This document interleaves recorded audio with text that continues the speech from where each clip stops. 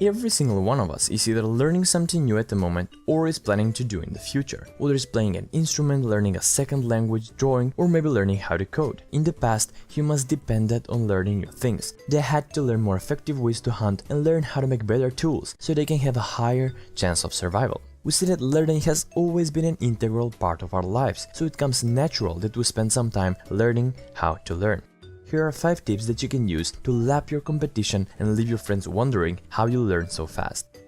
Number 1. Deconstruct the skill and implement the 80-20 principle. It is a concept developed by Italian economist Vilfredo Pareto, which explains that 80% of your desired outputs will come from only 20% of your inputs. While the exact ratio varies from situation to situation, you'll find that 20% of people in your life will lead to 80% of your happiness, 20% of your customers will drive 80% of your sales, and 20% of your learning methods will lead to 80% of your results.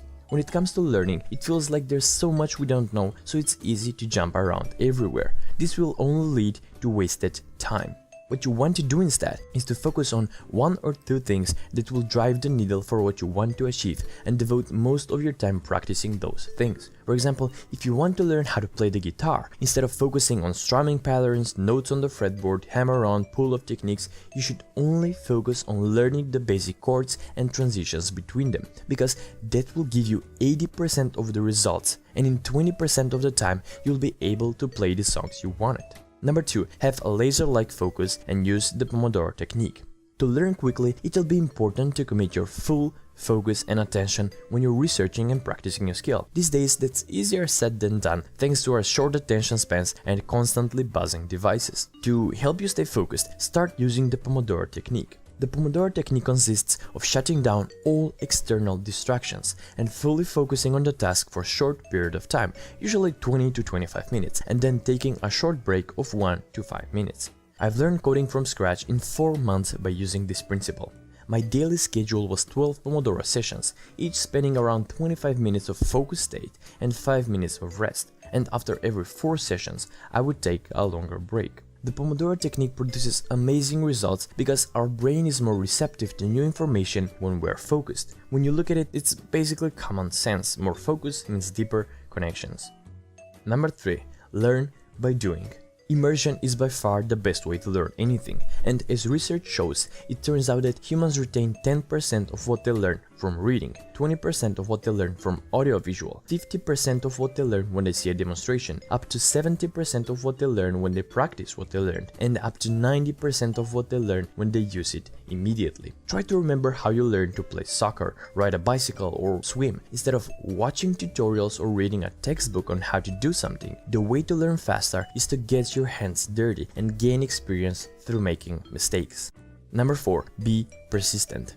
Unfortunately, many of us give up before or during what Seth Godin calls the dip. Godin says that although it's important to know when to quit, many potential winners don't reach success because they quit before the dip. According to Godin, 5 reasons you might fail to follow through are: you run out of time and quit, you run out of money and quit, you get scared and quit, you're not serious about it and quit, or you lose interest and quit. Psychologists have also studied what's known as the transition cycle. When we experience the opportunity to learn something new, we enter what many people call the honeymoon phase. This is where we experience releases of dopamine as we experience new things. In other words, we're hardwired to appreciate and seek out novelty because it makes us feel good. Once the honeymoon phase is over, we experience the dip and our progress begins to plateau or diminish. This is when most of us quit. The reason why this is important is that if you can predict the dip is coming, when you're learning something new, it's easier to fight through it because you know the dip exists and it only lasts temporary. Number 5. Get enough sleep. Sleep plays a big role in our ability to learn new information and skills. When we are awake, new situations and stimuli can prevent new memories from consolidating in our minds, but when we are asleep, we're better at creating new memories. One study from a German research lab found that sleep helps our memory formation most if you know you will need the information later. In fact, some scientists believe the brain can actually change its own structure and organization. This is a theory called the brain plasticity theory, and it suggests those all-important structural and organizational changes in our brain take place when we are asleep. Without adequate sleep, we have a hard time learning something new because our brain doesn't have the opportunity to review and absorb the new information. When you get enough sleep while you're learning a new skill, you'll be able to consolidate those memories faster and make fewer mistakes overall. So to recap, break down the skill and use the Pareto principle. Practice the 20% that will give you 80% of the results. Focus deeply when practicing the skill and use multiple Pomodoro sessions. Learn by immersing yourself and actually doing the skill you are learning. Watching or reading is not enough. Be persistent and follow through the dip, where majority of people will quit.